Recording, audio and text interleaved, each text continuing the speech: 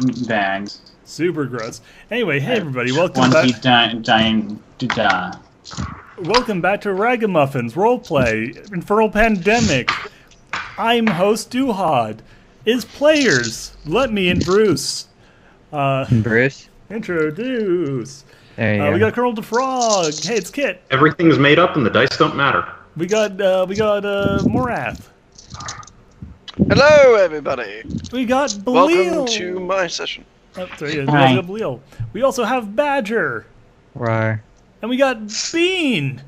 Hello. Oh my god, look at this cast. It's so beautiful and gorgeous and so full of wonderful human beings. Stop Let's lying, kill them. we're all ugly. Let's kill them all. Speaking of which, we're back with the Infernal Pandemic, and since it's been a while since we played the last session of the Infernal Pandemic, let me quickly recap for you what has been going on. And also they turn on some spooky music to go along in the background. Anyway, what has been going on? In brief, they were hired by the Coalition, a group that is active out in the frontier, to go down onto a planet that's currently been facing a serious pandemic. The locals are pissed off and looking to cause trouble. Specifically, a group calling themselves the Bloodied Paw. There is a group of Atlas mercenaries called the Hellhounds going over trying to hunt down and kill Dr. Weiss, the head doctor on this the Cure project. You guys managed to find Dr. Weiss, but not before discovering a body that had only been partially burned by the Atlas team. And thanks to CJ deciding to inject himself with some of the infected blood, you got to find out what it does firsthand, at least in the case of a cybernetic individual, which is turn the person into a horrible monster. And then that person goes berserk and kills everyone, at least as far as you know, because none of you could read into his head that the virus was actually trying to tell him to play it cool. Right. So as far as you all know, it makes you a raging berserker, and CJ was just was not just acting like an idiot. But so what you're saying is we need to inject it right into our faces. Yes, like more space aids. I'm gonna do so. So anyway, more space aids. Is it space aids or is it spades? It's space aids. It's not even AIDS. AIDS causes your body's immune system. We to never break said down. it was AIDS. We said it's space aids. Oh yeah, you're space right. aids is completely different. Completely different. Completely different. It's called the Grown-Huis virus because of the fact that that's where it originated. So hey, AIDS is also a virus. So what you're saying is it's space HIV, soon to be space AIDS. It's called the GH virus for short. You're not winning, everyone disagree. The giant AIDS virus. The giant AIDS virus. AIDS doesn't even start with an H. As far as as far as we last left our game, I was administering medical attention to Winifred. Yes. To make sure that she wasn't infected, and also close up her brain pan because she got that shit she got critted. Yeah.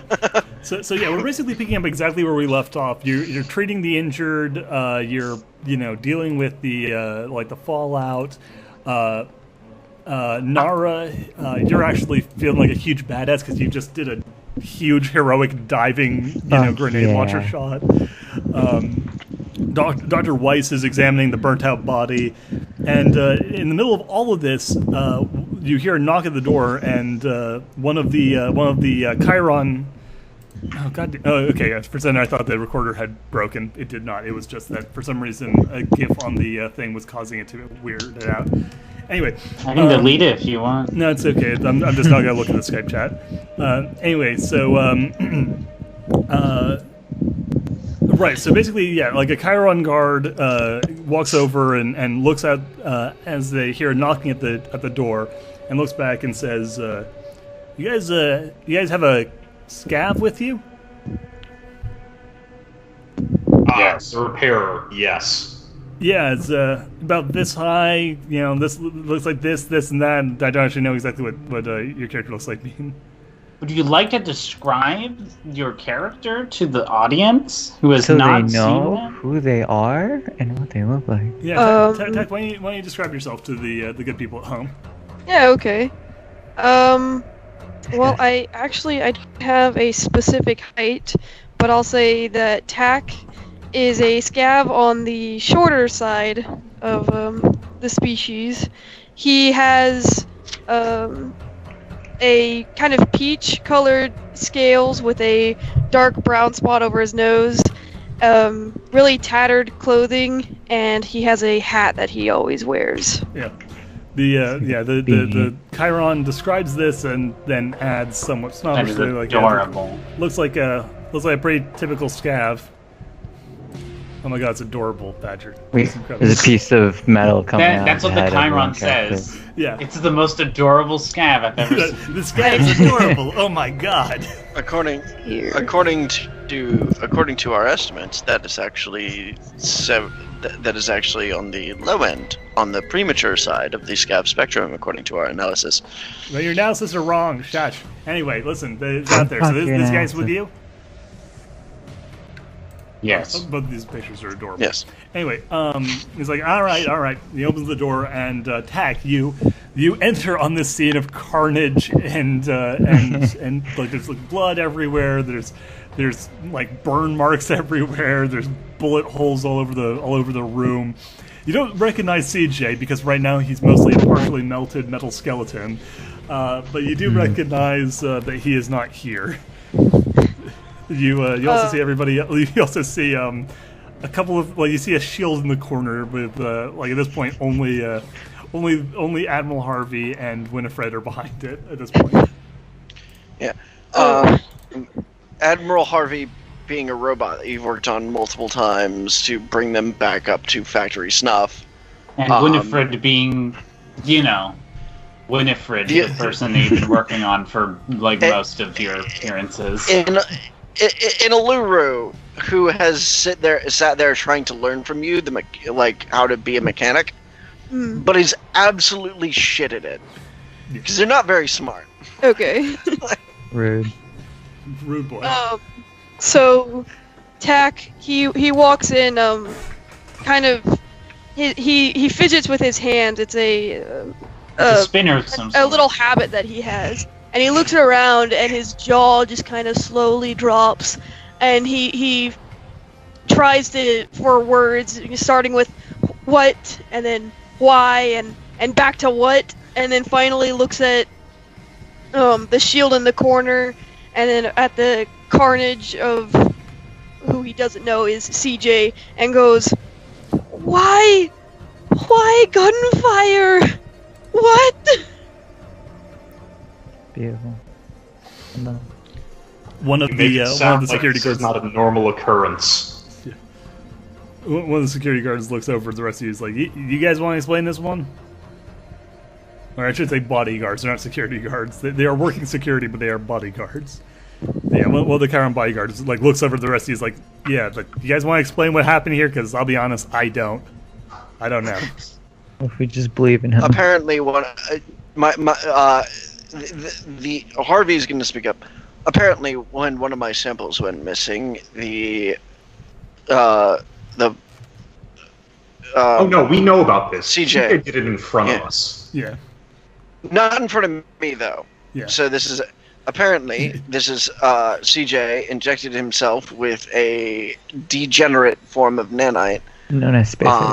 and that was attached to a virus that I was still researching, and as such, ended up becoming the smoking heap of bullshit that you see in front of you. He injected himself with the virus. The idiot was an idiot, threatened the mission objective, and was liquidated. Really, literally. I told him not to. You can almost hear a little bit of pride in Falke's tone. I know. Tack shudders Falke, at how he just says liquidated. Yeah. Falk, just a question. How many limbs were talked about as far as Dr. Weiss in our mission report? How many limbs did they have to come back with? According to my recollection, that wasn't... according to my mission directive, that was not necessarily something that was put in to our mission directive. So quick out of character here. Yeah, this would be a bad move. Yeah. Like, actually, as you're saying that, the other, like, the bodyguards are all looking at you like, wait, hold on, what? Falca is going to go ahead and rotate towards you, intact. They are of highest priority to the mission. Yeah, Rifle muzzle goes up an inch. Yeah. Hey, Admiral, man, I don't know if we should really be, I don't know, like cutting up people. Are you talking as Winifred? Yeah, Winifred says this. The others probably should slur a bit more. All right, hey, listen there, man. We shouldn't chop up this. The person we're supposed to be protecting, man. It doesn't seem like a good idea. Jeez, man. Like, oh man, all my blood's already out all over the place. I don't want to get in another firefight, man. Which I won't. By the way, my the arm that is the medical kit has switched to the torture kit. As I move away from Winifred. Yeah. Hey, wait a minute, babe. You got the wrong arm out. Just for now, I just have a couple of questions pertaining to the nature of the virus that I would like to ask our dear doctor. The bodyguards are, like, all like visibly have, like, readied themselves back into, like, high alert mode. But when Dr. Weiss, just looks at you as you come on and folds her arms. What do you want to know? This is not a Federation-made virus. Who made it? She looks at you like, Harn says, why do you think that? As unpopular as my place of origin is concerned, most of the problems that plague people from the Federation to this day are ancient, roughly about 200 years from the past, which I come from. I know the state of nanite technology that has complicated the nature of the virus to an extent that we are not quite sure of. Well, I hate to burst your bubble, but I can assure you this is Federation technology. No, it really isn't. I know for a fact that it is not Federation technology. First off, the Federation has not had contact in this sector of space for quite some time. Second off, this is well beyond the capabilities of the Federation, even in the highest classification, highest of classified medical technology that would be available. And don't get me wrong, I'm not going to make them seem like saints, but this was not within their capabilities. Not that they didn't do similar sorts of pandemics that I disagreed with.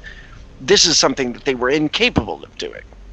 She shakes her head and says, "You clearly don't know the sort of people that were working at the highest levels of your government, but here, take a look at this." She walks over to the table and starts like taking out these blown up photographs, like they're basically like printed photos, and they're all black and white because of course these are all black and white cameras because color photography. Well, even if they weren't, I can't see I can't see color anyway. Yeah, so yeah, she takes these big black and white photos out and starts laying them down. You all can come in and see them and stuff. It's these pictures of what appears to be the outside of a bunker, like a military grade bunker, and the doors have been badly rusted and pried open. And then there's some she kind of moves out the pictures a little bit more, and you see the inside of the bunker. You see pictures of sleeping quarters and medical rooms, bathrooms. You see old, worn-off Federation logo decals painted on the on many of the walls, and then you see a single image of a vault door that has been ripped off, that has been blown off, basically, and inside, now illuminated by torchlight, by not in the British sense, in a flashlight. You see row after row of shelves covered in glass vials. and many of these vials are broken, and many more are missing. Yes. These what I am were taken in a place not far from here. We believe it's an old Federation bunker from during the wartime, and inside it we discovered what remains of a number of bioweapons. I understand the bioweapon part. Bioweapon, and again, this is not something I'm trying to I'm not trying to demonstratize the amount that the Federation did this sort of thing, because according to my recent, with Winifred's help, investigations, that is something that they did quite commonly, much to my chagrin. That being said, that is not where the nanites came from. We were just experimenting with nanite technology at the time. We barely were able to make them start to help create the most basic of proteins, even within the military sector. So where did the nanites come from? If you want to know that, you're going to need to go to the base. Luckily for you, I'd actually like to learn a little bit more about that myself. And she looks from the Admiral to the rest of you and says, I know this is probably not part of your original mission statement, but how do you, would you be willing to join me in a walkabout? You're to be kept intact. I'm cool with doing it. She looks to the others. She's looking for confirmation from everybody. Tack nods. He seems to be in his own little trail of thought, but roughly keeping along with the conversation. Fair enough. Finally, she looks at Winifred's like, oh, yeah, no, sure, that's no worries. She glances over Moray and passes over him because he's clearly too busy trying to keep it contained. Yeah, as someone like. Actually, yeah, that's what Winifred's doing right now. She's like slapping duct tape over his shattered glass container. Flex seal tape. Yeah. Right. Flex seal. But yeah, so Moray shudders angrily. Like, okay, I'll take that as a yes. Says, all right, yeah, because listen, I've been asked to look into this whole place, but I've never actually been to the bunker myself. I was given explicit orders not to actually go there due to the presence of biological contaminants. But I don't think I'm going to be able to synthesize a cure, not an effective one, unless I can get a sample of the original virus and see if they possibly didn't have something there in the first place. Would you take some recommendations? I'm always open. I am a very highly trained doctor. I can retrieve samples for you outside of that bunker without worrying about the biological contaminants. I would like to do so and have you and myself go over them, but in a fully quarantined area outside the bunker. That's entirely fine. The dangerous part is mostly going to be getting to the bunker, especially with those Atlas goons chasing us. With the dangerous part isn't that he just tried threatening you before, but now wants to be in a separate room also with you? The fact that you are not exactly someone I'm entirely comfortable with, but I believe we can work out some sort of arrangement once we arrive at the bunker. Can you answer one more question? And this is, by the way, at this point the stuff has receded. Yeah. Can you say hello to when you say so, it fully receded. That's fair. When you say, "Can I ask one more thing?" She actually looks over at I'm gonna say at Nara, because Nara's the only other Uluru in the party, and Winifred is busy patching up the thing, and she looks at Nara and says, "Have you been paid to come here and question me?" Just not extremely. He's just like this all the time. All right, fine. Yes, one more question.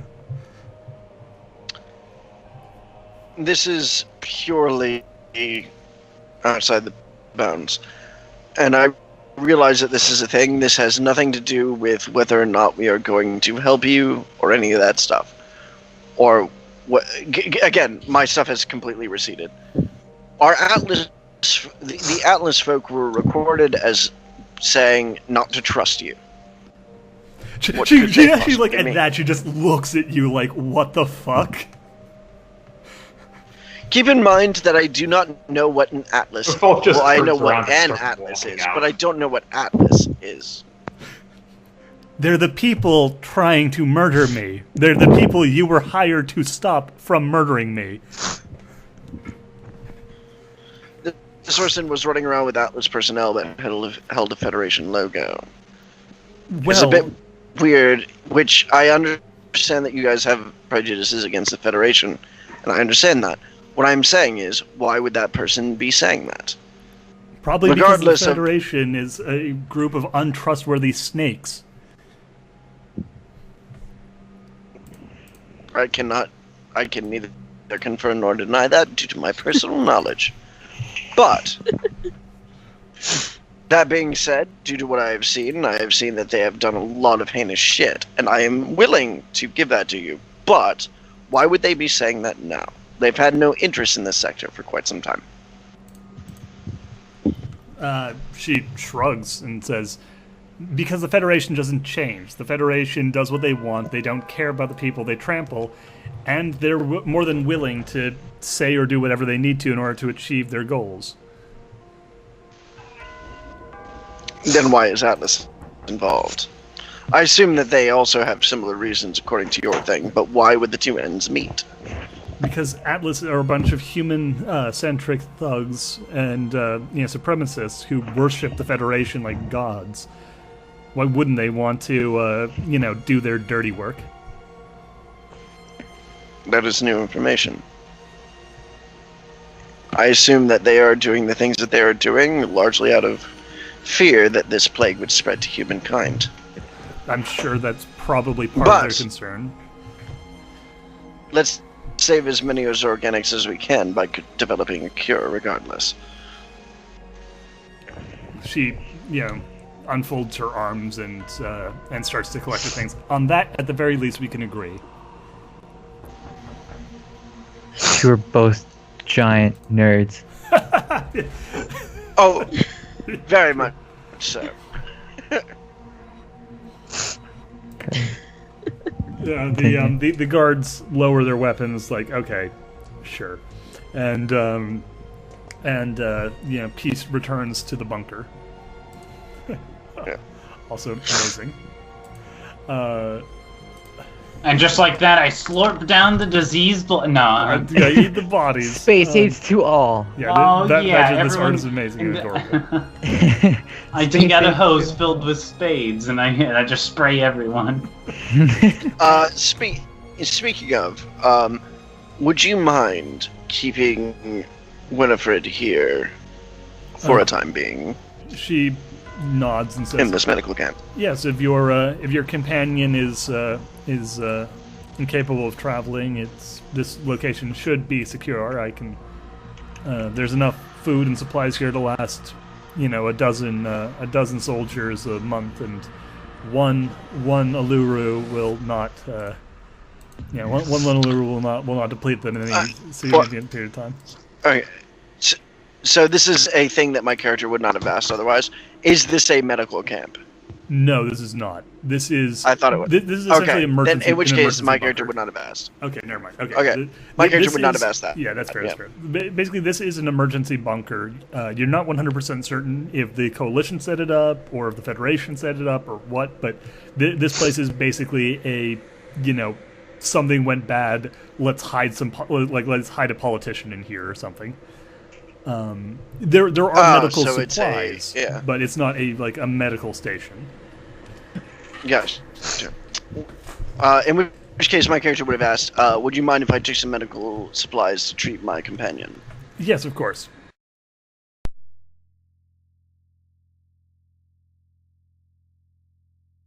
So this is the sort of thing, from one of the other members of your group, but even so, it was still something that I'm appreciative of.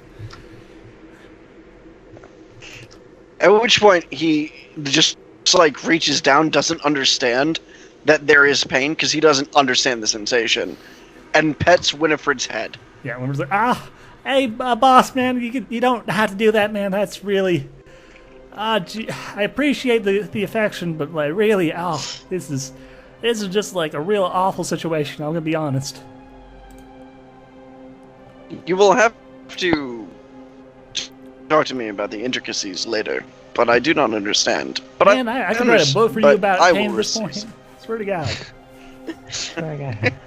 You will have to talk to me about that later. Now.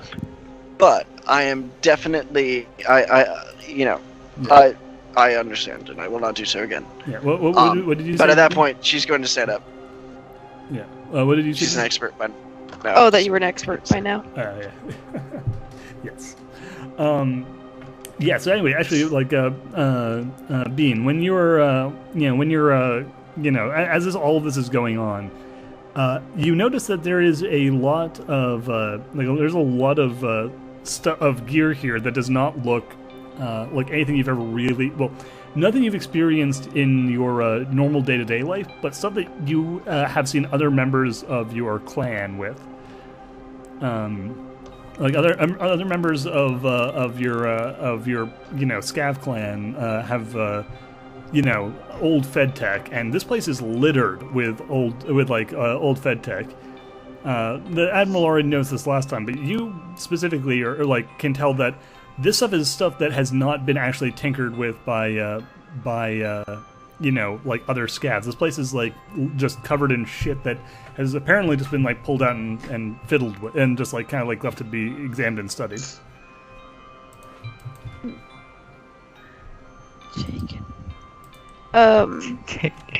It's just all over the place. Yeah. Also, Belial, there's something for you in the chat. But yeah, it's just kind of litter all over. It's not even really particularly well taken care of. At least it's kind of been tossed around. Interesting. I have to draw a picture of my character. That's what I'm doing right now. Okay. So the Dr. Weiss, she's just gathering stuff before we head out, right? Yes. That's yes, what she she's is. doing right now. Okay, so and then the rest of us, we're just the rest of you, I'm assuming, are either mingling, rearming yourselves, or tending to the wounded. Right. Yeah. Which I only have one, which is my character. Or my character's sidekick to tend to the wounded. Yeah. Belial's character has gotten kind of messed up. Winifred is in the process of slapping tape all over his broken armor. Yeah, she tried to fucking kill me. I literally still have -1 HP. Yeah. So Tack, what are you doing?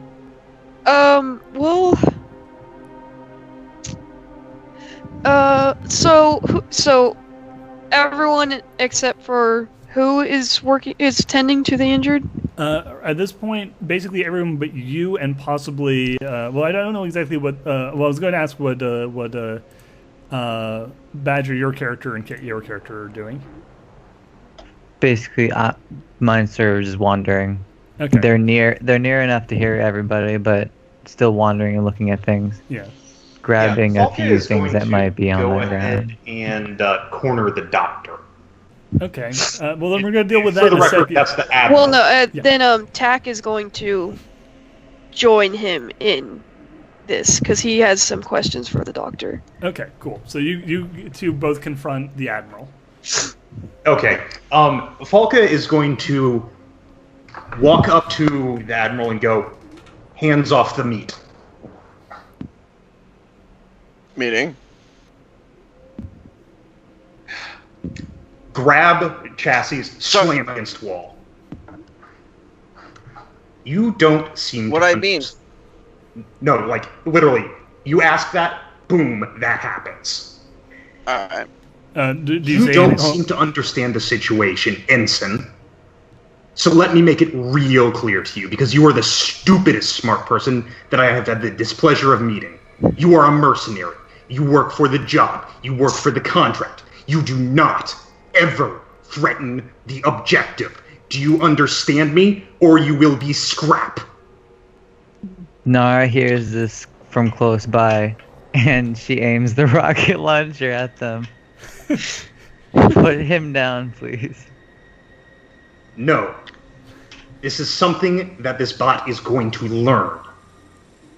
Because this mission will not be threatened by a little idealist. Tack, Can't get over the fact that he was built by butchers. Tack, what are you doing? Standing in shock. Okay, Did fair not enough. expect this. But robots are friends. Why is this happening? Yes, pretty much. Do So, you understand, oddly- Ensign? Okay, yeah, Graham, what do you? The Morass, what do you say? the admiral is gonna scratch, like actually look like he's in thought, and is actually in thought. Little robot hand goes up and starts like rubbing Robo Chin. Yeah.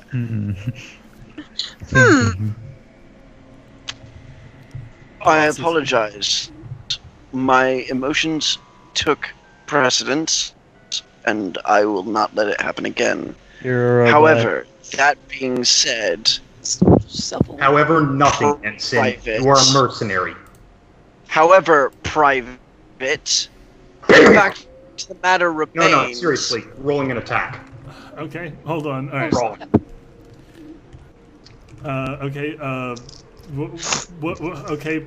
Do either of you have lightning fast? No.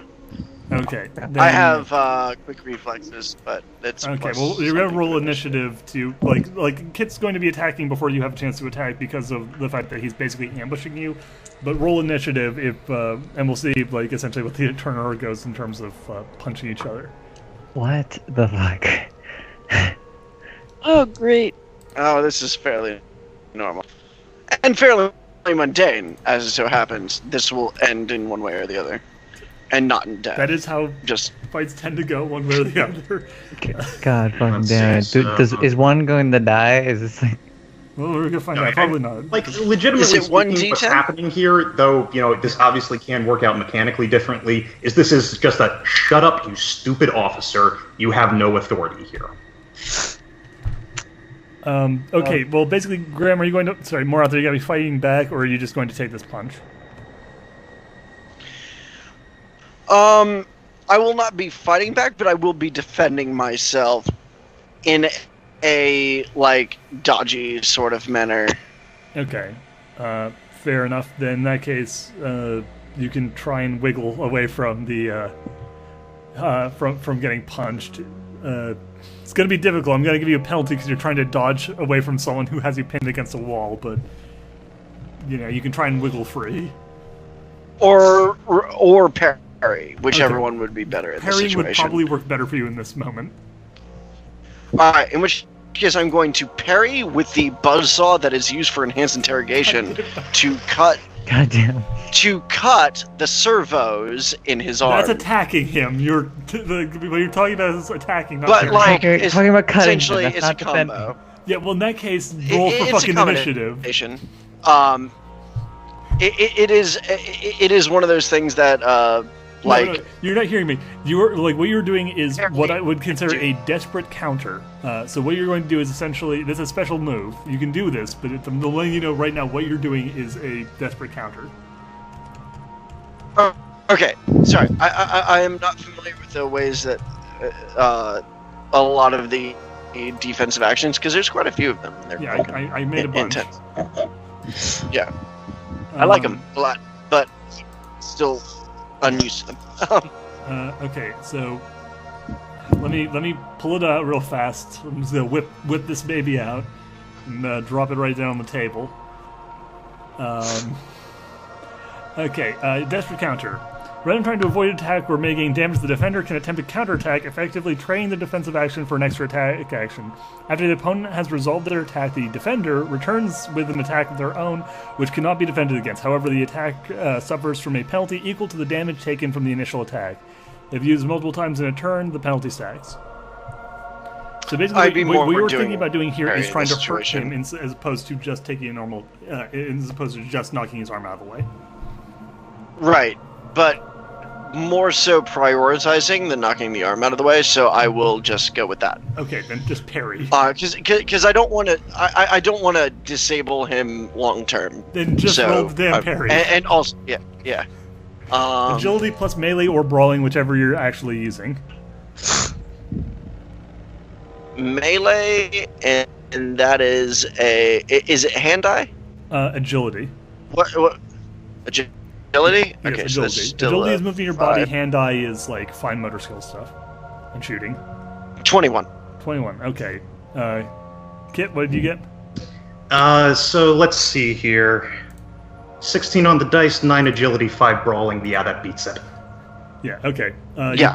You punch him. And because unlike parrying doesn't come with any sort of penalty, but you do take full damage if you fail, regardless of what you rolled. So, how much do you punch him for?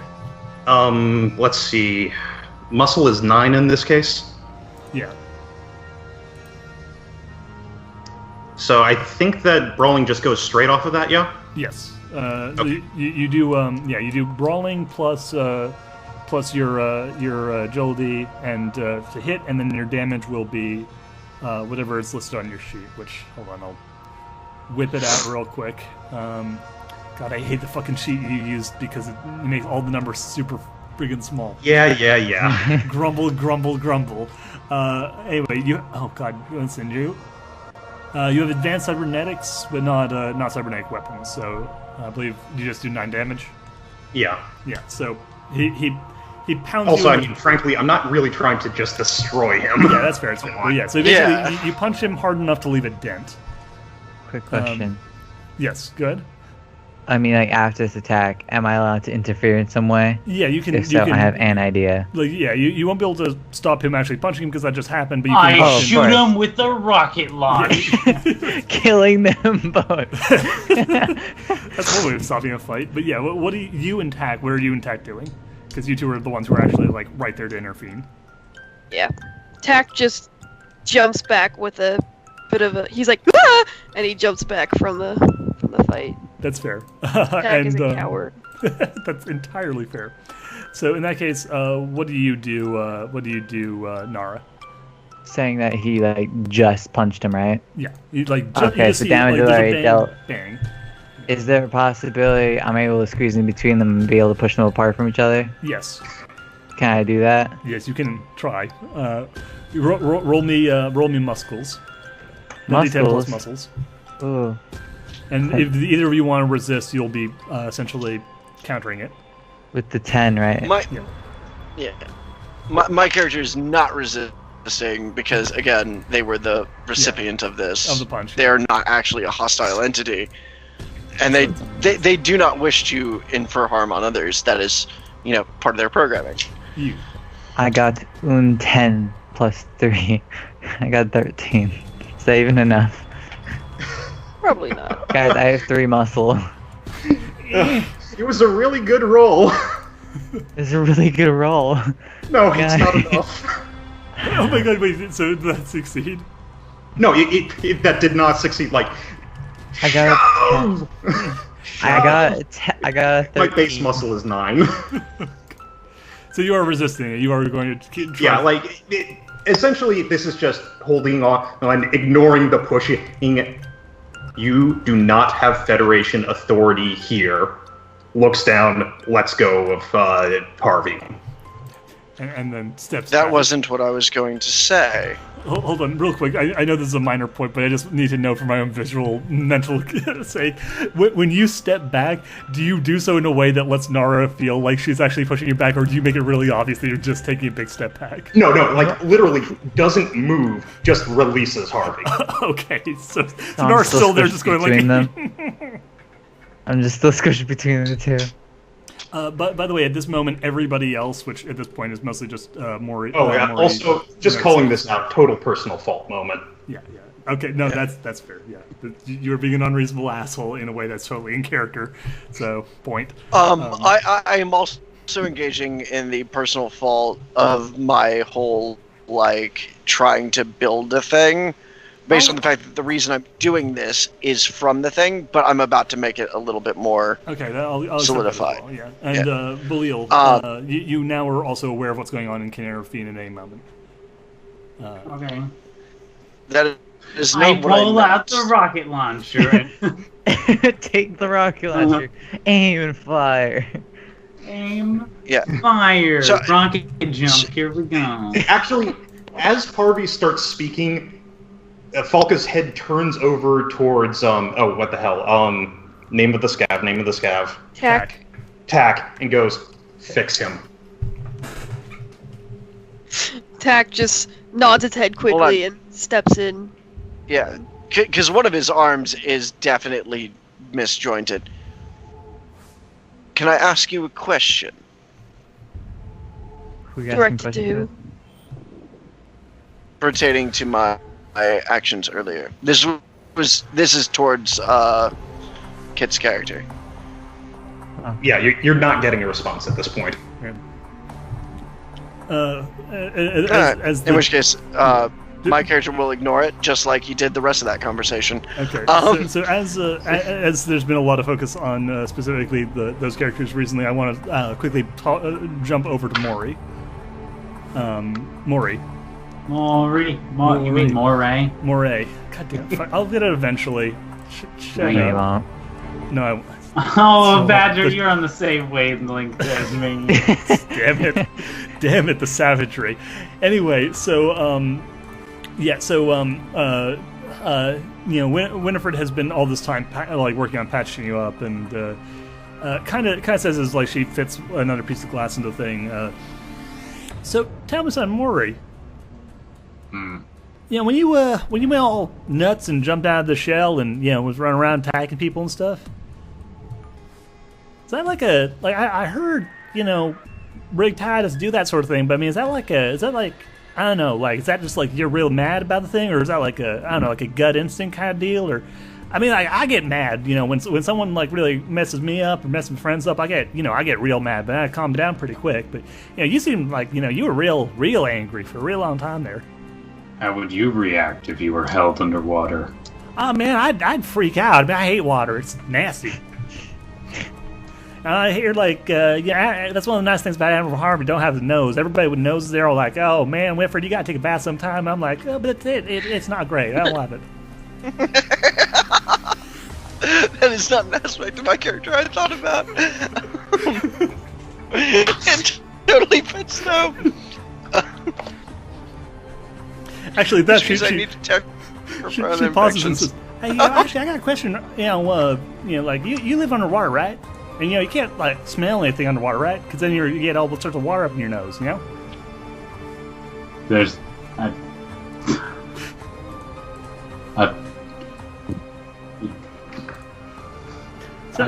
So I mean, like, what's that like? What's it like not actually, smelling anything? Or do you smell like water? Is that like a thing? That's what I smell. I can smell underwater. Oh man, but I mean, like, does that mean you smell anything that gets like in the water? Like when you're standing around and stuff and like you're shooting stuff, do you smell like you smell us outside? Like if someone's making up like a rib or something, you like oh man, that's some tasty rib. Or does that actually go in the water for you to smell it? Are you asking if my suit I don't know when. can transfer smells into the water? Yeah, I guess so. No. Wow. Man, that must be Instead, it indicates the things that it detects itself. Huh. That's crazy. So what does it do? Like give a little picture or something? Like you see a little thing on top that says like, oh man, someone's roasting chicken or something. It's kind of complicated. Oh man, that's so cool. Explain. Quick question: when did Winifred grow up in Kentucky? Just a question. That's what happens when you... Yeah. Didn't grow up in Kentucky. Winfred grew up on Pandora. Exactly. I'm not saying it like.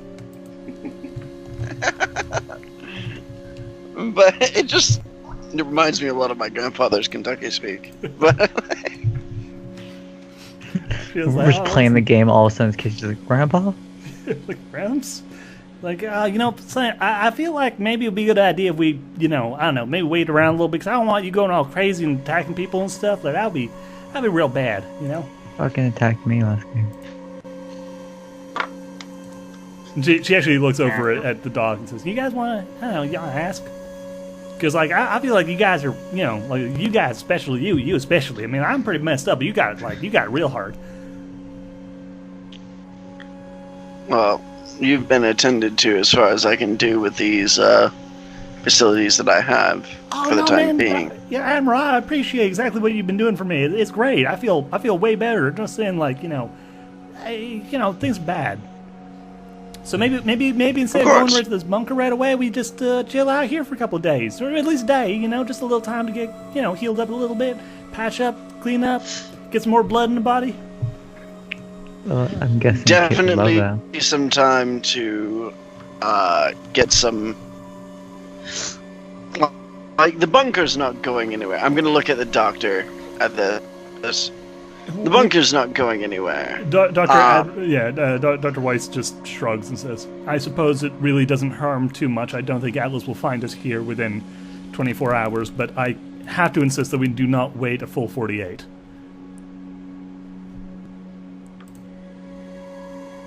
Fucking But party killer. I definitely would like to look at people under a more scrutinizing microscope to ensure that they are being attended by they are getting the best medical attention that they can receive. So yes, Winifred, that is a wonderful suggestion. Oh man, all right, perfect. Mary. So Dr. Weiss agrees to let you guys rest for a full 24 hours, and what this is going to mean, mostly because you guys got fucked up real hard at a point in the story which I didn't think you'd be taking any damage. So I'm going to give you guys a little bit of time to repair a tiny bit. So for 24 hours spent in the care of a doctor, and between Admiral Harvey and Dr. Winifred, you guys have... God damn, not Dr. Winifred, Dr. Weiss. Not all lures look the same to me. I'm not a lurist. You guys will actually be able to get patched up pretty well. So all organics recover 4 HP worth of damage, and all robots are repaired to full. Question. Yes. What counts for me? You count as technically having taken personal physical damage. I am considering trying to figure out some sort of rule system to account for the fact that Rigtitus tend to mostly be taking robotic damage, even though they're organic. But so for now, we're just going to do this. What if okay? How about this? If I get taken below the negatives, I take what is considered the organics healing. But because then it's my physical body that's taking damage, right? Yeah. But if I am not taking it in negatives, at least in this situation, then it would. So basically, count you as a robot until you actually go below 0, at which point you count as an organic. Or we could just do the organic roll, since who gives a shit? I'm going to go with the organic one for now, because that's a pretty major balance change, but I do agree that that's a thing. Let's just do organic. How much? Everybody recovers 4 hit points unless they're a machine, in which case they recover full. All right, +3. Yeah, the reason, again, just to reiterate for both you guys and for the people at home, the reason for machines getting repaired a lot faster is that this is their trade-off for the fact that all machines take double damage from stun, and if they get to 0 in stun, rather than being knocked out, they're basically put on. They're they also can't regenerate naturally. Yeah, they don't regenerate naturally. They must be repaired by someone. If they take, let's say that Rigtitus only go by organic rules, since they can regenerate, and it would be just too overpowered. Yeah, exactly. It's that's some. Sorry about this. April, I have some good ideas for you. Okay. But for now, though, you guys hang out and recover for a full 24 hours. During that time, because you guys are spending this time healing and stuff, I'm not going to let you guys do a whole bunch of things around the bunker, but you basically, spend that time talking, getting to know each other, some people avoid talking to each other specifically, but for the most part, you're you're all getting a little bit closer, and you're all getting a little closer to the people you're working with. The bodyguards all seem like friendly enough people, though they're pretty seriously minded and mostly stick to, they're willing to get friendly with you. They're not really willing to tell you anything because they're all part of a military organization, and you're all mercenary contractors, and so there is a degree of separation that they're not necessarily willing to, That is, unless you want to sign up for the coalition and hands out flyers. They actually, you go. Here's the thing. Nara, you get 2. They do specifically go to both Nara and Tak and go... And Winifred, specifically for the players, they do actually address both of you specifically and basically go like, hey, you could sign up. There are benefits, there are advantages, and after everything you're doing, you probably could just skip right through and become officers. You have to go through training for it, but there's an option there. That'd be boring. Just Winifred's response to that would be. We're a team in that. My character and her character are a team. So, and they probably feel differently about that. Yeah. Winifred is basically like, I'm sorry, I'm sticking with the Admiral, and they're not extending the offer to the Admiral. But yeah, no, Winifred and Tak specifically, not Winifred and Tak, Tak and Nara. You were contacted directly, and I want to remind you that if you don't take this offer, there's a chance you will be able to show up in the main RAG game in a future point. So, you don't have to feel Wait, can you say that again? You can play these, assuming that these characters survive and are not signing up with the Coalition. There's a chance they can show up with you guys playing them in the primary RAG game in future. So, basically. You don't have to make a choice now, but if you decide you don't want to if you want to give these characters a nice send-off and not have them show up in the future RAG game, here's an opportunity for you to do so, if they live. Okay. I will basically be saying, that's too standstill. All right. Boring. We're gonna need some time to think on it. Okay, yeah. They agree. They're like, okay, we won't push you and stuff. But the offer remains on the table, and they otherwise are pretty friendly and pretty non-pushy or non-shitty about the thing. They are a lot less friendly with the other people, and they're not unfriendly, but they're not as buddy. And with the Admiral specifically, they pretty much don't want to have anything to do with him. Well, yeah, I mean, he doesn't notice because he's just attending to patients, not just Winifred, but just he's being a doctor that's all over the place. Which, he doesn't notice because he's being running around healing people. Yeah. So basically, they but that continues on for about 24 hours until the next day after everybody's healed up a bit. You're the bunker is reopened and you're able to leave. Dr. Weiss explains as you start heading back towards the ship. The bunker is just beyond this mountain. It's actually not too far off. If we hurry, we can get there. Before too long, though. We might need to be careful because I would not be surprised if Atlas has been out looking for us. Their trail almost certainly would have gone cold after the last village, considering the fact that I haven't actually continued to move from village to village. Question, Doctor. Yes? Goddamn. And keep in mind, my character is not engaging in murder at this point. Not willing to cut things off. It's a search. How committed are you to solving your people's problem with this virus? She gives you a dirty fucking look at that and says, I am as committed as anyone to preventing the death and destruction on this planet. I'm here to help these people. He nods. In which case, if Atlas shows up, I think I have a way to deal with them. It's called a rocket launcher. Yeah, she actually, do you say that out loud? Yes. She actually Yes. laughs at that. Both of us. Yeah. She chuckles and says, "Nara, I am very happy to have you watching my back." Us Alurus gotta stick out for each other. Certainly. Yeah, she could do like a big old warm smile, like she's like I like this one. I like Nara. I like this one. Yeah. But This not one- the this red one's okay. Alluru, right? What was it? Dr. Weiss is actually a white This is Alluru. Yeah. Yeah, Nara but not the is red a red Alluru, Alluru. right? Nara's Yeah, a red Alluru. But Dr. my Weiss is a blue. companion is a red Alluru. Part of the reason So- I was assigned to this particular job was because of the fact that I don't share in many of my people's unfortunate prejudice. He nods, scratches his chin. If Atlas comes, I want you Okay. to take the samples, and I want you to leave with the captain, but I will stay behind. I want you to inject yourself with spades.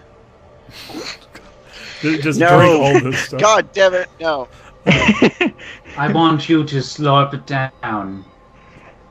Just I can hold off guzzle it Atlas down. for probably Chug, chug, 7 chug. minutes. Put at it in your maximum. big panda throat. God. So she does, yes, I'll keep that in mind. And, as you come up on the on your ship, you actually see that there's at least some signs of like it's not super noticeable, but you notice that like something seems kind of off about it. I want everybody to roll me a notice plus senses. Ah, shit. What to roll? Actually, I have a I fairly closed high my notice. sheets. That's Is it not my 2d10 or sheet. just one? 2d10s plus your notice plus your perception, and I don't think there's any specific qualities that would relate to this. I don't think any of you have them, even if there is. But There are cybernetics that are. right, Or cybernetic. if yeah, it's site-based. yes. If it's site-based, If you have site-based or cybernetics, something. then that would be a thing. But I think just quickly looking over everybody's character sheets, I don't think anybody has cyber eyes. I do. What you want about? the Admiral does. Oh, in that case, everybody with cyber eyes, you can add a bonus to this roll. Well, I get a +3 inherently. Yep. to it. So yeah. Oh yeah, you're right. You're right. Here we go. Yeah, Admiral Harvey has cyber It's eyes. notice and what? Notice plus senses. The senses attribute plus the notice skill. Oh wait, do I do senses as well? Or is that only people with the eye thing? No. Cybernetic eyes just gives a bonus. Okay, but do I add senses and notice? Yep. Senses and Yes. notice normally. Oh, then 21 is not my roll. Okay. So senses plus notice plus 2d10s. Oh shit! I forgot. Okay, April. I also rolled 2 9s, so it is technically a bumble. And because I have the bad luck, I have the bad luck thing. It's always my- negative. It's always negative. So Yeah, just as a reminder, because it has been a while since we played the game last. Bumbles, when you roll the same number on both d10s, results in either a positive or negative result. Oh, really? I Yeah, forgot. depending, Guys, how do you determine? Just let me know if when you roll your 2d10s, like when you're specifically rolling 2d10, if both I have numbers two are the same. sevens. I had and the 2 way- 7s. Both numbers are a 9 on this one Okay, from me. so that's Bumble. Just let you know. So that is a bumble, but Yeah. Do we all get bumbles or like? No, hold on, did you roll 2 7s? I got 2 7s. Okay, so everybody give me your final result and let me know and let me know what, like once you do if you got a Bumble. So Final result was the 28. notation for that should be if you roll the doubles, put a B next to when you type it into Skype. So 21, 29, 24, 28, wait no shit these fuck. Don't worry about the 21. Okay, so 20. God damn it, 29, 24. Morath, what did you roll? I rolled dual 9s, so that's a starter of 18. But I don't know what my skills are at the moment. But you have the sheet. All right, so I'll open your. Wait, hold on. Wait, dude, what you were basing your previous roll Admiral. off? Admiral. What were you basing? It was senses, sense, notice, plus the +3 from the stuff, this cybernetics. Okay. But I don't have the It's a score in 14 front of me. total, not on the dice. Okay, I've worked out your thing, so just so you know, so everybody is aware, and also like, goddamn it, okay, is that I'm gonna Okay, so everybody. So here's the results. Let me double check this. Yes, everybody who succeeded bumbled. Bumble's bad, So I right? didn't succeed. Well, okay, actually, Owen, did you? Yeah, I was looking for 25 total. Like you Yep, and Kit I'm were one, like, one less. yeah, just less. And you bumbled. Nope. Okay, so let me explain. So real quick, the way bumbling works is if you roll well in bumble, you succeed, but with a complication. If you roll badly in bumble, then you fail, but with something going at least partially your way. It's essentially kind of like a critical fail or critical miss, except going in the opposite direction, with actual critical success being when you roll 2 10s, and actual critical fail being when you roll 2 1s. Jesus Christ, we are honestly just trying to notice something. Yeah, and it's like when you have bad luck or good luck qualities, it always makes it so the bumbles go either against you or for you. So in this case, since everybody succeeded with a bumble. Let me just figure out exactly what you see. Because you're going to notice what I originally intended you to, but there's going to be something else in here. So how about this? Those of you who succeeded with the bumble, notice that the ship has been found. Someone found the ship. You don't know if it was the Bloody Paw. You don't know if it was Atlas's Hellhounds. All you know is that somebody definitely found the ship. They moved the tarp that had been laid over it. They walked around in the snow, even though they did a very good job of covering it up. How? They did a very thorough job of cleaning up after themselves, which was why this was a relatively difficult role. But they left just enough clues for you guys to find it.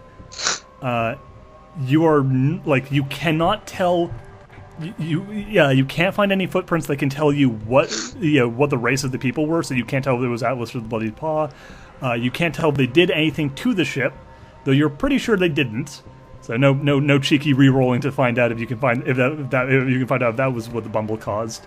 And you can't figure out how long ago this happened. It could have been when you first came in. It could have been just before you left. It could have been any time in between. So that's what you find out. Well, it would probably have to be after Talk after Tak specifically left. Yeah, left. It was the doctor. Kidding. Don't do anything to the doctor. The doctor's a good dude. Dude, And I pull out my Dude. rocket Not a- launcher not a and risk. point it at the doctor. and aim at the doctor. Dude, what if we Fuck just you, kill the asshole. doctor right now? Imagine Well, that. since Tak didn't notice anything, he's just gonna keep on walking All right, right up to it. Tak just casually climbs in. He's fidgeting with his hands and humming a bit to himself. Yeah, Bulk is going to do the same sort of thing, start the pre-flight. Yeah. For the perceptive boys and girls. Yeah. My character is going to turn to Kit's character. I have a remote backup. Have Winifred, or somebody better at it, preferably, switch me over. I'm going to stay behind and install Atlas as long as I can. We Yeah, don't no, know if it's that- here. we don't know if that Yeah, is. Is this the helicopter? Yeah, this is the helicopter. Yeah. Our space helicopter now. Yeah, Whiffer goes like, whoa, hold on a second there, Admiral. You ain't really thinking about like staying here and throwing away your life trying to, stop Atlas, are you? I mean, we don't even know if they're gonna come here. It's just the body. It's just the body, and yes, We they have such a are. rockin' hot bod. What if they sir. already came here? What if they what if they already went somewhere else? What if they find us where we go to the new place and you just standing around feeling like an asshole while we're all getting shot up? You have such a good bod, though, sir. We don't want to get rid of it. Yeah, man, Admiral, your bod's It is great. a good bod. You have such a hot bod. Would we really want to sacrifice that or ourselves? Oh no, it doesn't overheat anymore. I made sure of that. I'm going to turn at this point to the other doctor. Yeah, Dr. Weiss is your just looking people's at you. your Dr. other Nara. your people's position has been compromised. You should have them move to a new location. My people are all on this helicopter. She points at the bodyguards who have not left her side because they don't want to leave her entire group with these mercenaries. So it's been like 6 people, not like 30, which is what I assumed. No, it is a very small number of people. The guards? Yeah, there's only 4 bodyguards. What the fuck? I thought there was like 20 so for of them. emptying the camp, my character would not have said that. Okay. Would still have sacrificed to delay Atlas, but coming to that conclusion that, probably not a good idea, would have just gotten on without. Okay, yeah, so like... Yeah, so they're like, okay, yeah, no, just get in the goddamn helicopter, and you're like, okay. Nara holds on to a rocket launcher Moray and aims stays it. out of the helicopter and goes, I refuse to get on that vehicle. God damn it, B.A. Baracus, get on the damn helicopter. I'm going to use my, I'm going to call upon my trouble. Oh, okay. Too close for comfort. Okay. Nara slowly brings up the rocket launcher, aiming it at the ship. Guys, can't we trust it? So suddenly members of the party are going like, I don't trust this helicopter. I don't want to sit on a vehicle with all of you. Ah, weird. Bitch. Okay, well... Folka Q looks out from the cockpit, the rubs their DMs, chin and goes, there is a sling loading option. And suddenly you see wings sprout from Moray's back, and I'm not lying. Oh my god. Giant metal wings. Oh my god. I'm fucking done. I will fly myself. Enjoy your space flight. Well, you're not Jack going to just space, you're just smiles going and It's not how that works at all. So you're gonna fly the side? A distance away. But essentially, yes. It's like an effort, but Yeah, like Weiss looks at the rest of you and says, "Do any of the rest of you want to fly as opposed to taking the helicopter, or the?" Am I allowed to jump on his back and go with him? You are not riding me. Please? I will drop you. You're not on using the me in a vehicular motion. If I hold you tight You're not enough, using you me in can't drop me. vehicular We'll be in motion space. somewhere much- I don't want any of you fucking touching me. I will hug you. Do you actually try and go and hug him? Absolutely. The little Luluru is coming up and like throwing her arms wide to give you a hug. I'm gonna pick her up and throw her. Care Bears. Roll combat. My Oh, character that's- gives the Care Bear stare. A really He quick is a look at that. Giant Care Bear. I see it. I love it. Thank you. I'm going to roll grapple to pick Nara up Fucking thank by you. the throat. I'll count this. I'm counting this as a hug. Just a hug with your hands. So you pick up Nara with your giant robot hand like around her neck and slightly part of her upper body. Before you finish, as he picks me up, I poke his hand. I win. I touched him. And I'm actually imagining Nara like reaches up and gives his arm a little hug. Absolutely. That's exactly what she did. So yeah, you pick her up by her neck, she gives her a little hug, and then you awkwardly toss her into the helicopter. Good times, guys. Good times. Yeah, engines are spooling up, by the way. Dude, just like as he starts flying, slowly raises his rocket launcher. No. No. Oh no. Yeah, okay, Fish are friends, not food. Calamari are friends, not food. So you slowly lift up, and as you do so, you hear a faint rumbling sound as Moray like lifts one giant. Moray has this one. Mariah. What the fuck is his name? Moray. Moray. Listen to Moray. Moray lifts one giant arm into the air, and suddenly starts to slowly rocket up into the sky after you. Baymax. I was going for Buzz Lightyear, but sure, that also works. Oh, okay. Angry, salty Baymax. Angry dude, Mega Baymax. The angriest Baymax of all. Super Baymax. Super Dr. Weiss just looks out the window and shakes her head and says, I don't even... How has my life come to this point? How? I just want to be a doctor. Myself on the daily. She looks at you and she says, how do you deal with this? Oh, by the way, when Dr. Weiss says, I just wanted to be a doctor, that was your first mistake. Ooh. God. Did she ask Tak how he deals with Yeah, this? she asked Tak, like, how do you deal with this? You seem like a very sensible, fuck, wow, my brain. A very reasonable scav. You're a very good doctor. Great memory. Continue. Tak just, he, like, touches his chin and tilts his head and he... You know, that is an excellent question. Good question. Yeah. Huh.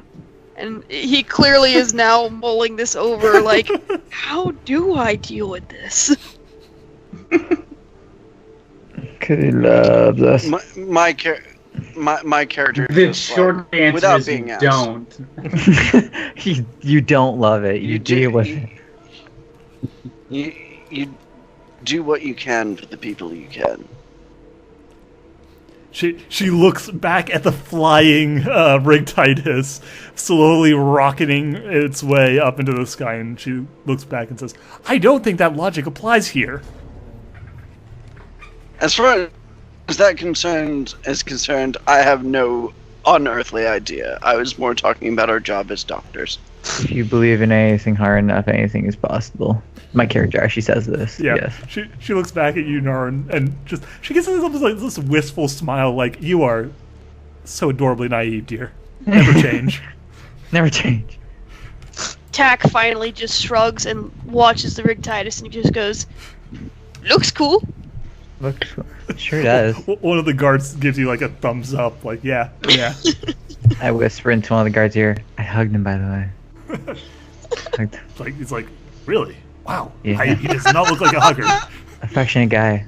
Affectionate. You should try it. Definitely not a hug. Try hugging him when he lands next time, dude. I don't know. I feel kind of intimidated, but like, I don't know. Maybe you say.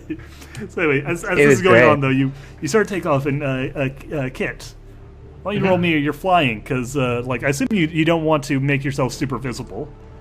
Oh, absolutely not. Yeah. So roll me some piloting, my boy. Okay, so plus one die, yeah. This is a quick, by the way. Yes. I actually only left like things or points on the side a long time ago because I didn't know what to do for ship, so I was waiting to see what everyone else is able to do. So I literally have 7 points aside for ship.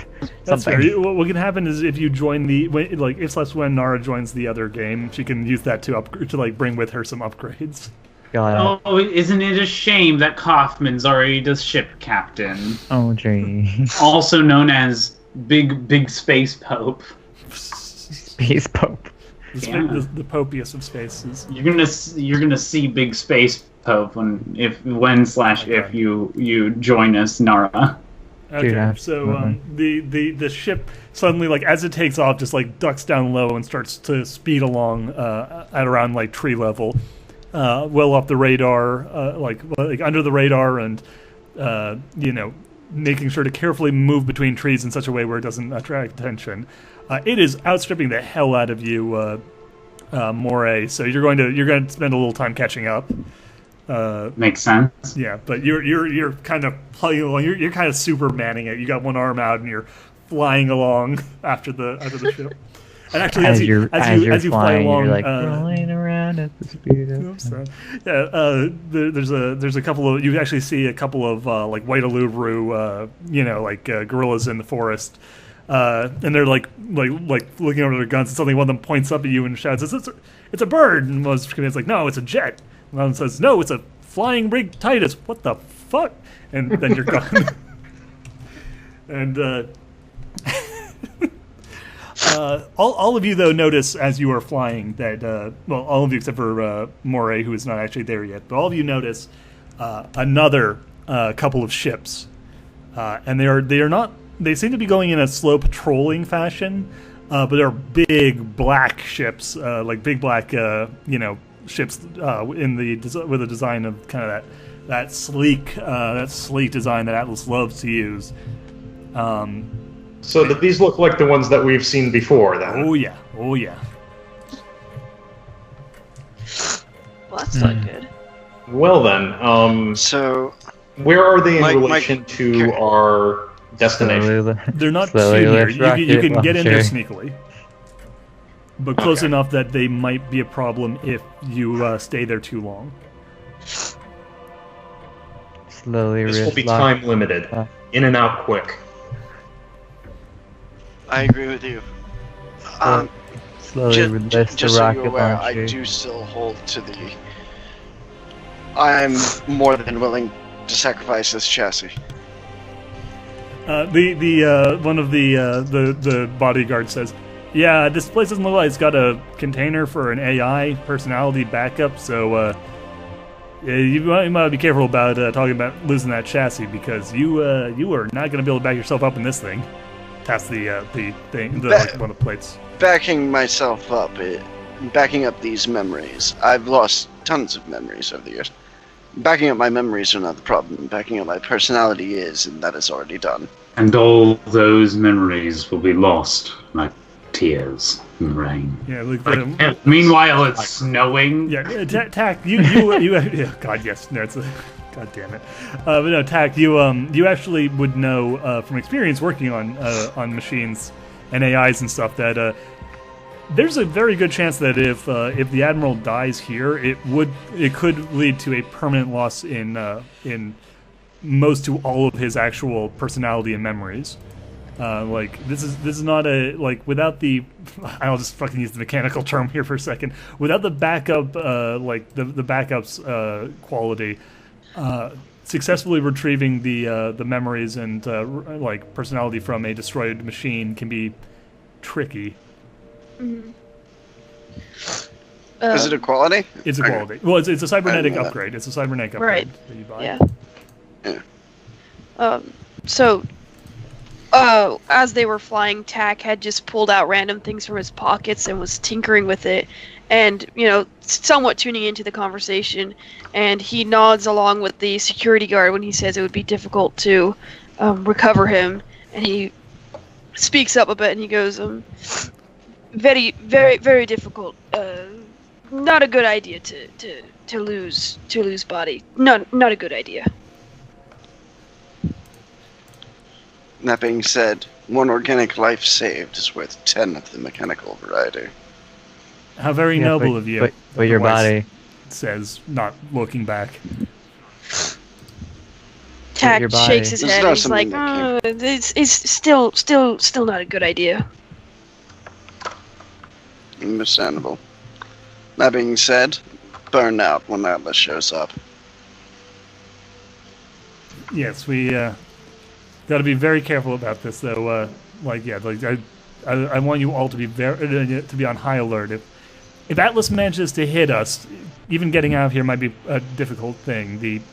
Those ships are armed, and they can put up a fight if they want. If they know that I'm on board.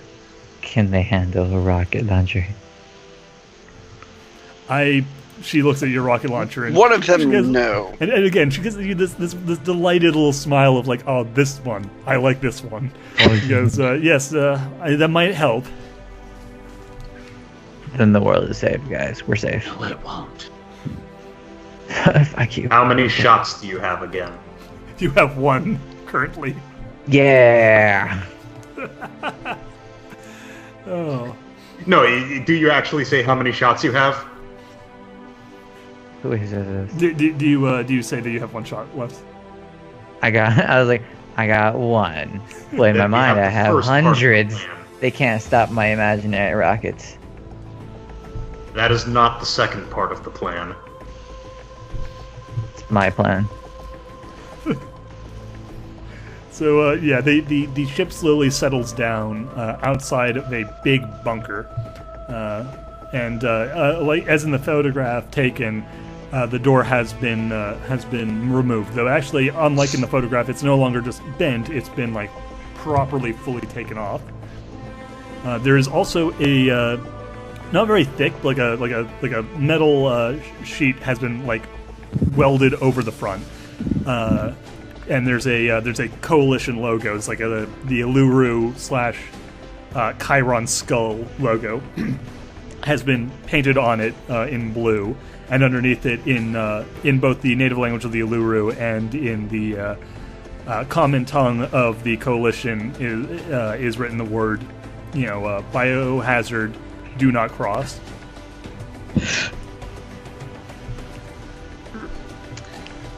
Seems inviting. Comforting. The Dr. Weiss and her bodyguard start playing on chemical contagion suits and start handing them out to everybody else. They start playing rock, paper, scissors, shoot. Who wants to go out? Whoever My loses character has does to not leave. put on a biocontamination suit because Wait. they are a robot. She offers I you know one that they're anyway, a robot, but if you don't put one on, then you're gonna be all contaminated, and then you're gonna be around us when we don't have it on. actually, like Nara says that, and Dr. Weiss, just, like her delighted expression goes even like more happy. She's like, "Yes, exactly, thank you." Exactly. It's so good to have at least one member of this company that clearly understands the medical situation, danger that the situation So poses. Falca is going to look at the suits and look at himself dubiously. For the robot, she basically pulls out essentially what's like basically medical grade plastic wrap. Dude, it's fucking tarp. It's like this we can wrap around the machines to ensure that they have a layer that can be burnt after leaving the facility. Excellent. I'll wait for the sniper. That would be. Yeah, she actually kind of looks at the brake Titus and then at the suits and then goes, "We can also use the plastic wrap on. We also use the medical wrap on them, on you." Isn't Moray still flying towards us? Oh god, okay, that's right. So yeah, off in the distance you hear the sound of like rumble, rumble, rumble. Get moving. I'll establish security here. By the way, speaking of which, Bleel, you want to roll me a stealth roll to see how sneakily you're getting up in here? Probably Yeah, not sure. that sneaky. How sneaky? Yeah, right. How sneaky you getting up in here? So, I have not done flying rules yet. Normally they're like they if you have to do a tricky maneuvering, I'll tell you what to roll. But for right now, basically treat it as if you are moving normally. It's just that you are moving normally in the air. And while I'm saying that like there's the rumbling sound, it's actually pretty quiet. Like it's a pretty quiet jetpack. It's the Priuses of large jet engines. Yeah, you had to plug it in all last night to actually get it to work properly, but it's going. Curious of jetpacks, really. It's not so much a jetpack as just a fan blade that pops out of your back and adds thrust. Okay, so so this is a sneaky sneaks. Yeah. So that would be agility then. Mhm. That is a 20. 20 total? Okay. In that case, yeah, you actually do not appear, at the very least, to have been noticed as you silently. Nobody in the group even sees me. Put along. I'm just gone. But by the way, just for the record, I'm going to send you an image. I'm going to send an image because I think I know what you look like. Because I think you like right now, your character looks a bit like this. Then for the people who cannot see what I'm posting, because it's an image related to Games Workshop, and Games Workshop is litigious as fuck, it's a big robot with a big jetpack on it. But yeah, so like this goes flying, this big robot with this jetpack on it just goes like putting along until suddenly like landing down like Iron Man right next to the right next to your chopper. Venerable Dreadnought. So Did yeah, the superhero landing. yeah, just like did The the superhero landing. all the Chirons like give a little round of clap thing. Like, yeah, nice, not bad. Dr. White says, "Okay, listen, we're going to go into this bunker, so we need to wrap you in this medical wrap. You're not wrapping me in that.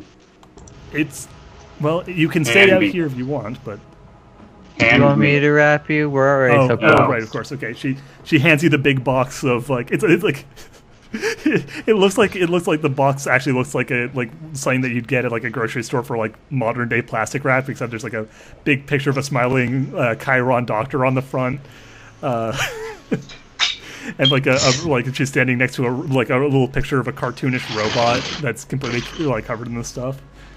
Robo-Wrap. Yeah. Yes. It's Robo Medical Wrap. Robo-Wrap.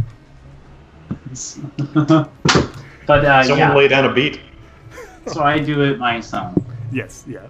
So you carefully wrap yourself up. You look a little bit like a cellophane mummy, but you know. I look like the Michelin tire man. Yes. But you get everybody wrapped up, and Dr. Weiss looks over at Harvey and says, "We're going into." Wait, does that mean if I touch him now, does it count as actually touching him? If you want to touch him, he will fucking smash you into the ground. Nah, shit. Of course. I held off for now. You should. I hold off until I think you should take some extra precautions. Okay. Well, what precautions are you specifically recommending, Harvey?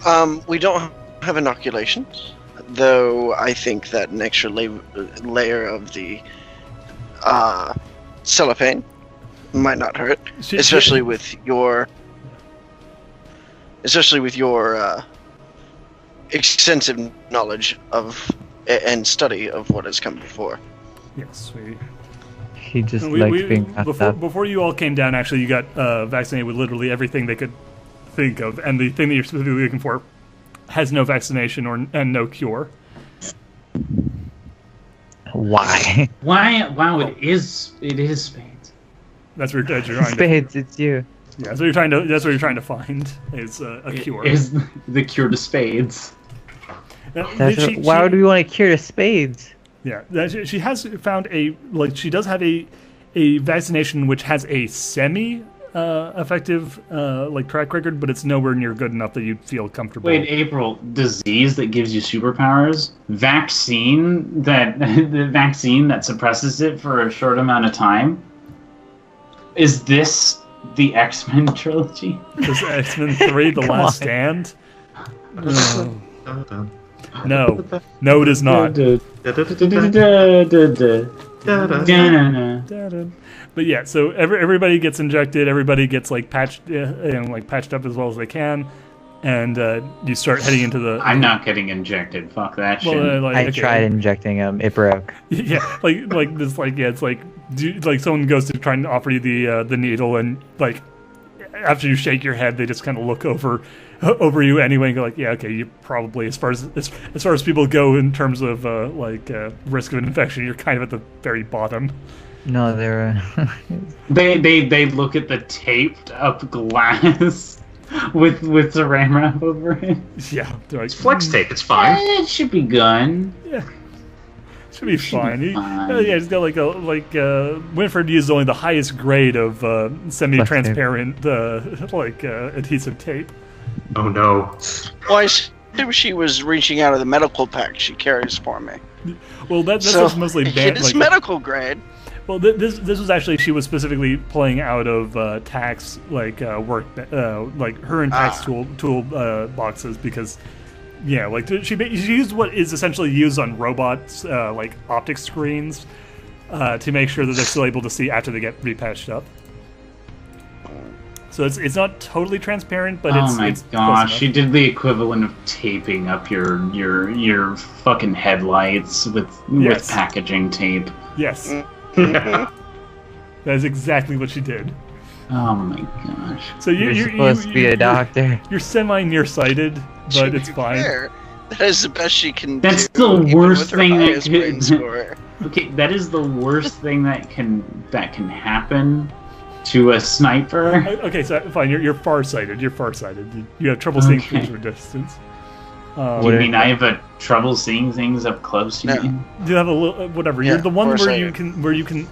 All right, well, here's the thing. You don't have trouble sniping because you can swim around and get a clear shot, line your scope up with a part of the glass that is not damaged.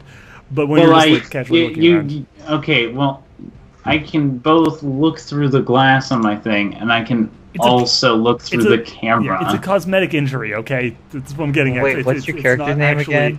You're not actually, like, you don't have, like, serious damage to your sight. You just are, you know. It's Moray, apparently, to April. Okay, Moray. Moray. I asked Moray if I can hold her sniper rifle and shoot for her. God. But, yeah, no, like, I think the person here who's still the worst hurt is poor Winifred, since I think she had a crippling injury to her head. Alright, so I didn't mean to hit her with the rocket launcher, but just... Yeah, so, okay. So don't give Winifred the rocket launcher, please, dear God. She can use it. She does have the skill. Don't do it. Dude, no one's allowed to touch my rocket launcher. Don't worry about it. Ever since I taped up my head, you can't even see my brain no more. Concerning. But that's because half of it was carved out. Oh, that's nonsense. The brain's most there.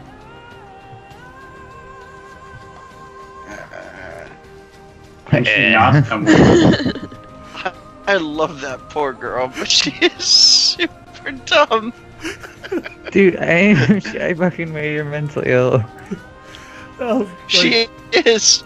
Well, I mean, she went down to 1 in brains. Like, she's not exactly the sharpest of. She's not the sharpest tool in any shed to begin with, but she went down to 1 brain. Yeah, she's a little foggy in the old brain meat right now. Yeah, so you guys head into the so you guys cut your way into the bunker. Rocket launch our way into the bunker. You have 1 rocket, don't waste it. Okay. So basically, what I'm saying is, like, you guys you cut open the thing, you pull it apart, and you enter into the darkness. Oh my God, that fish was adorable. And you enter into the darkness of the bunker, and that is going to be where we stop for tonight because it's about midnight for some of our players. But yes, okay. So people, everybody gets 1 GFP for progressing the story while remaining in character, because Hal did that. Grim Kit, Morath and Kit, I know for a fact you guys already called out that you were acting towards your thing, so you get a point for that. I did mine for mine. You did yours, so you get a point for that. Did anyone else work towards their goal, or wait? Does mine count since I didn't accept that thing from them because it was going to slow us down? Or not slow us down, but it's going to keep us still. Which one specifically? That was keep offer moving, to don't join slow the down. coalition. Oh, That's yeah. Actually, you know what? Yes, that is absolutely fair. That is actually totally fair. Yes, you get a point for that. My personal goal is see the world. Guys, how much was it for a sidekick? For a sidekick? More than you'd think, less than you'd home. It's normally 2 points. It will cost you 4 GFP. It'll cost 4? Yeah. 4 GFP in total. Yeah. Guys, I would like to buy a sidekick. Okay. Sure, yeah. We can retcon one of the bodyguards into any race that makes sense, or if you want a race that doesn't make sense for any of these bodyguards, I can find a justification pretty soon. It's going to be a plush doll of Moray. It's gonna be like, this is my best friend. Moray. So we'll deal with that as of next time. But for right now, I think we're gonna wrap this up. So we will see you guys next time, which will probably actually be for Star Wars. But don't worry, more Infernal Pandemic is coming soon. Ha ha ha. Till then. Oh, and also, well, it's still about a month away. For anyone curious, yes, there is definitely going to be a Halloween game, and it's going to be spooky, and it's going to be fun. What? So we'll see you guys. Can I be a part of it? Yes, you can. I'll talk about it as soon as I end the recording, right about now.